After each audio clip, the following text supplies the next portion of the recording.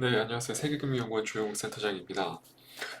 시장이 참 어렵습니다. 오늘 같은 경우는 코스닥이 특히 장중에 패닉셀이 또 나오면서 아, 주중 또 신저가 흐름이 또 이탈되는 모습들이 좀 나타났고 코스피도 마찬가지로 종가 기준으로 해서 다시 한번 신저가에 근접하는, 어떻게 보면 삼성전자와 SK하이닉스를 제외한 수치를 계산을 해보면 코스피 역시도 코스닥 못지않게 상당히 좀 힘든 시기를 좀 지나가고 있는데, 어떻게 보면 지난주 그리고 이번 주 주초까지만 하더라도 이스라엘과 하마스 간의 대립 구도가 확실하게 좀 굳혀지면서 확전에 대한 가능성이 좀 조기 차단되는 게 아니냐. 그리고 미국 국무장관 그리고 추가적으로 조 바이든 대통령까지도 지금 이스라엘에 직접 방문을 하면서 어느 정도 중동 정세에 대한 불안을 좀 해소시킬 수 있을 만한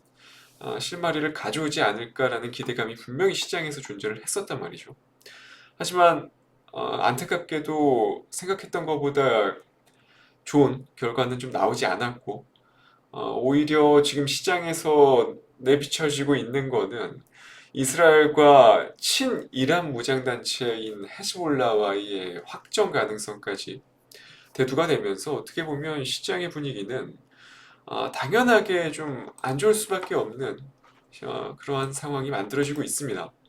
특히 더군다나 재정학적 리스크다 보니까, 그러니까 작년 3월, 4월 러시아 우크라이나 전쟁 이후로 나오는, 다시 한번 지금 1년은 거의 한 6개월 만에 나오는 지정학적 리스크다 보니까 한국 역시도 분단국가 특성상 지정학적 리스크에 상당히 취약할 수밖에 없는 우려가 분명히 존재하죠. 그렇기 때문에 코스피, 코스닥 역시 지금처럼 거의 뭐 근 2달간 내리막길을 걷는데, 어떻게 보면 이상할 건 없습니다. 확전에 대한 가능성, 조기 차단이 되어야만 시장은 좀 반등의 여지가 좀 보이지 않겠나라는 생각을 하고, 아마도 지금 계속 진행되고 있는 이스라엘과 하마스 간의 확정 구도가 계속해서 이어진다면 한국 증시는 여기서 다시 흐름을 상방으로 돌리기는 좀 역부족이지 않겠나 싶어요. 다만 다행인 거는 아직까지 미국이 끈을 놓지 않았다라는 점들, 미국이 계속해서 무언가 시도를 하고 있다라는 점들, 거기다가 중국의 시진핑과 러시아의 푸틴까지도 좀 중재를 하려는 움직임들이 좀 보이고 있기 때문에 어, 아주 최악의 상황으로 치닫지는 좀 않지 않겠나라는 말씀을 좀 드리고 싶고, 어쨌건 간에 시장은 지금 다행히도 코스피 기준으로 봤을 때 아직까지 최저점 라인을 이탈시키지 않았다라는 거, 어떻게 보면 삼성전자와 SK하이닉스의 역할이긴 한데, 분명 삼성전자가 이번 주에 꽤나 많이 올라줬고, 추가적으로 SK하이닉스도 오늘은 많이 빠졌지만 거의 한 7거래일 안에 상승률을 보면 그래도 시가총액 최상위 종목군들 내에서, 그리고 추세적인 측면에 있어서도 가장 안정적이면서도 양호한 추이를 보여주고 있습니다.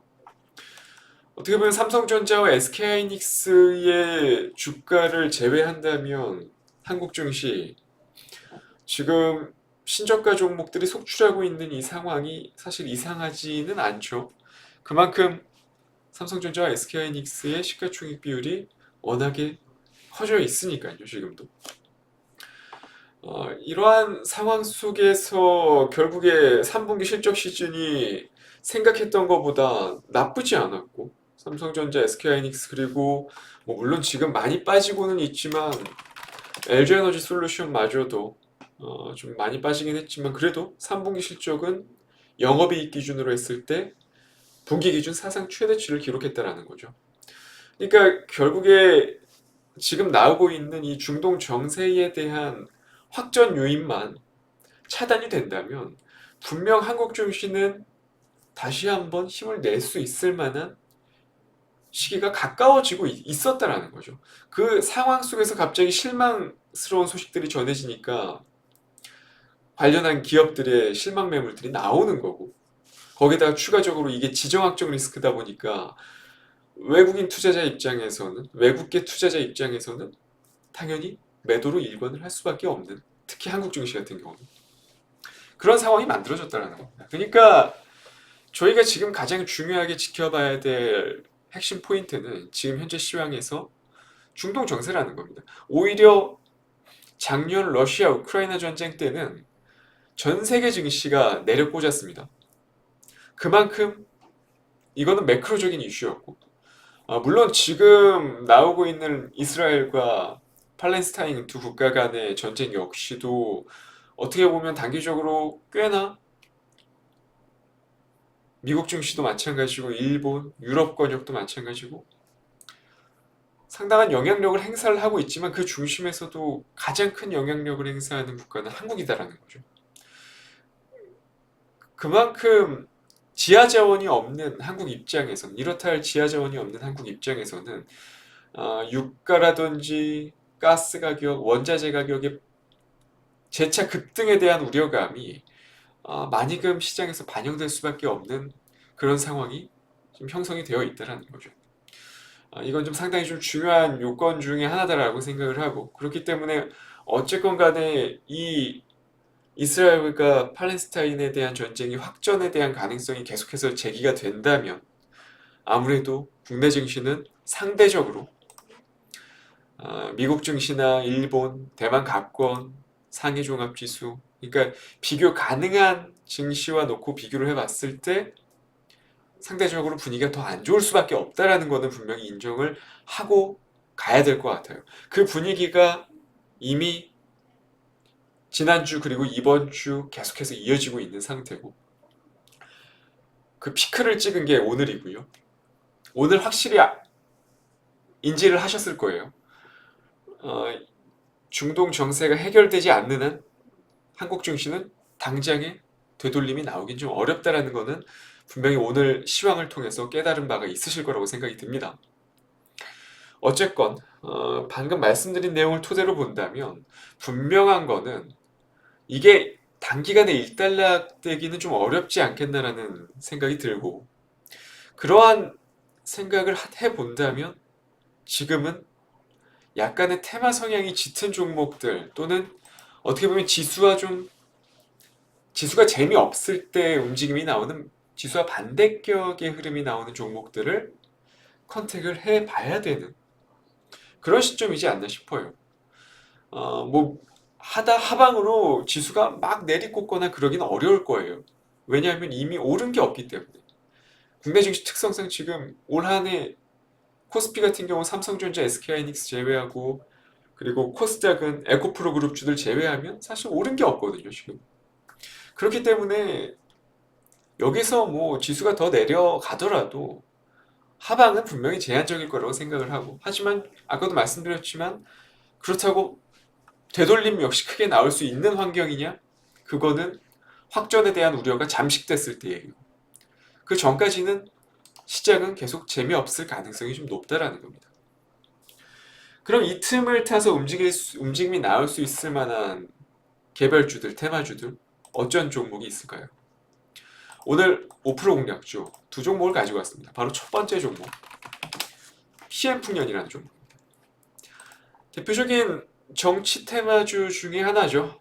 지금 경기지사로 있는 김동연 경기지사의 테마주 중에 하나인데, 어떻게 보면 내년 총선이죠. 내년 총선이 예정이 되어 있다 보니까 그 틈을 타서 또 분명히 관련 테마주들이 우후죽순 움직임이 나올 수 있을 만한 시기가 도래했고, 또 때마침 지금 정치적인 이슈들이 좀 많이 불거져 있는 상태죠. 직접적으로 제가 언급을 할 수는 없지만 그런 부분들은 어느 정도 이미 알고 계실 거라고 생각이 듭니다. 그리고 정치 테마주들이 가장 움직임이 활발하게 나오는 시기가 시가총액이 큰 종목들의 수급들이 많이 몰락해 있을 때, 그럴 때 상당히 많이 나오기 마련이거든요. 어떻게 보면 PM풍년 역시도 기술적인 흐름도 마찬가지고, 기술적인 저점을 잘 다져왔고 오랜 기간에 걸쳐서 최근에 대량 거래가 수반되는 흐름에 있어서 무언가 시그널이 분명히 존재를 했고, 그리고 다시 시황이 좀 악화되니까 바닥권에서 또 수급들이 좀 유입되고 있는 환경들, 어떻게 보면 지금과 같은 시황 분위기가 계속 이어진다면 정치 테마주들의 분위기가 다시 좋아질 수 있을 만한 시기가 충분히 도래하지 않겠나라는 말씀을 좀 드리고 싶고, PM 풍년 기술적으로 상당히 우수한 차트 패턴을 지니고 있고, 여기에서 대량 거래가 한 번 정도만 더 터지게 된다면 PM 풍년은 꽤나 큰 시세를 보여줄 가능성도 분명히 배제할 수 없다라는 점입니다. 참고를 해주시고, 첫 번째 종목이었고요. 두 번째 종목 바로 SCI 평가정보라는 종목입니다. 어떻게 보면 오늘 상한가를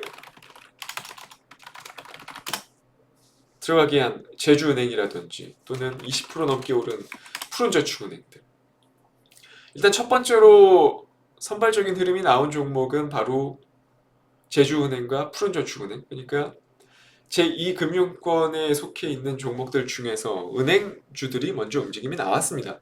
약간 테마 성격이죠. 왜 움직임이 나왔냐 생각을 해보면, 일단은 고금리 기조가 계속 유지가 될 것이다 라는 전망이 지배적이었고, 그에 따라서 움직임이 나왔던 거고, 그러면 추가적으로 후발주 성향에서 움직임이 나올 수 있을 만한 테마가 뭐가 있겠느냐. 결국에 고금리 기조가 유지되고 지금 한국의 경기 침체가 계속 이어진다라는 가정이 이어진다면, 실질적으로 오늘도 뭐 관련 종목들이 있었지만 고려신용정보라든지 약간 신용사들, 신용 경색에 대한 부분이 또 우려가 있기 때문에 신용사들의 테마 성격의 움직임들이 또 나올 수 있다는 생각이 들거든요. 그래서 오늘 두 번째 5% 공략주로 가져온 종목은 바로 SCI 평가정보입니다. SCI 평가정보를 가져온 이유는 사실 과거에도 테마 이력이 있죠.